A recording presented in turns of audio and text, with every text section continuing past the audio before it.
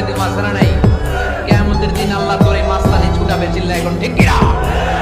আনা খাসমুহুম, আমি নিজেই তাদের বিরুদ্ধে মামলা দায়ের করব। কথাটা কার?